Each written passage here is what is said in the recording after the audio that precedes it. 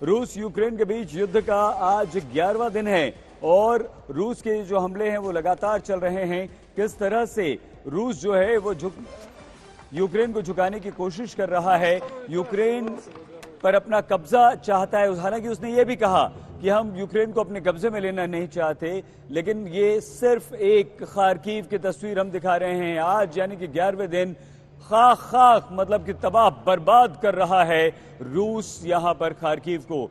Kharkiv पर पहले दिन से रूस की नजर थी, दूसरे तीसरे दिन से उसने हमला करना शुरू कर दिया था और आज स्थिति ये है कि खार्किव की ये तस्वीर जो है वो तबाही की तस्वीरें हैं। और यही हाल एक और बड़े शहर चर्निहिव का है, जहां पर सिर्फ हमले हो रहे हैं। मिसाइलों से रूस हमले कर रहा है, टैंक वहां पर गोले बरसा रहा है, गोला बारूद वहां पर गिराया जा रहा है, रिहायशी इलाकों को अपनी चपेट में लिया जा रहा है। ये युद्ध की विभीषिका है।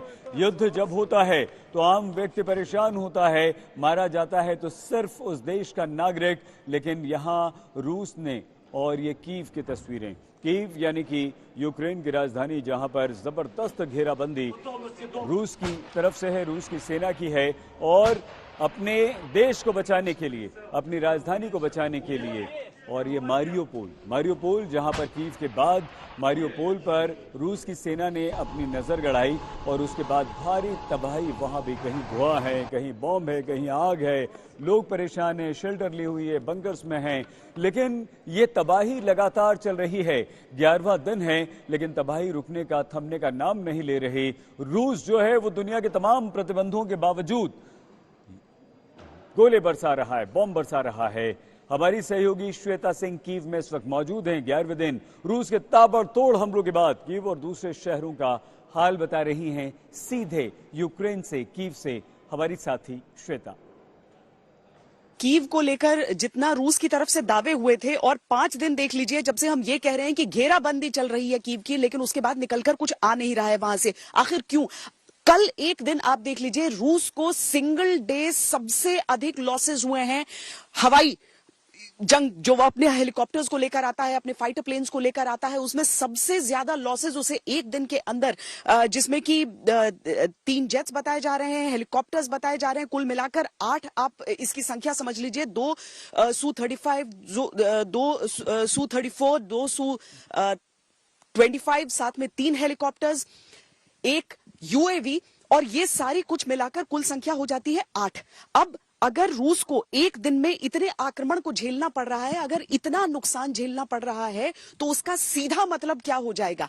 केवल एक दिशा की जो खबरें निकल रही हैं कि तबाही कितनी हो रही है, चाहे वो यूक्रेन की तरफ से बता दिया जाए उसे या फिर रूस की तरफ से उसका दावा किया जाए, लेकिन अगर एक दिन में इस चीज का कॉन्फर्मेशन हो जाता है, इसका मतलब है कि रूस को बहुत ज्यादा दिक्कतें आ रही हैं, रूस को बहुत ज्यादा एक तरह से मुकाबले का सामना करना पड़ रहा है। जो यूक्रेन की तरफ से जो उसकी सेना ने घेराबंदी और किलेबंदी की है कीव की, ये रूस के लिए आसान नहीं है। अब खार्किव में चाहे दक्षिण की दिशा से वो कुछ भले ही अपने आप को आगे बढ़ाने का दावा कर ले या फिर कुछ अतिरिक्त इलाकों का दावा कर ले, लेकिन खार्किव में भी जंग चल रही है और यूक्रेन से उसे कड़ी टक्कर मिल रही है, इसमें कोई दो राय नहीं। कीव के कब्जे की लड़ाई है और डे 1 से रशिया इस चीज की कोशिश कर रहा है, लेकिन वो ऐसा कर नहीं पा रहा है। अब वो उत्तर पूर्वोत्तर की ओर से कीव की ओर बढ़ने का दावा तो कर रहा है, लेकिन बाकी इलाकों में आप उसकी कोई घुसपैठ नहीं देखेंगे। जो आम लोग हैं वो भी इस बात की सतर्कता के साथ तैयार खड़े हैं कि किस तरह से उन्हें भले एक मानवीय ढाल के तौर पर खड़े हो जाना हो, लेकिन उस तरीके से खड़े होकर वो रूस को रोके।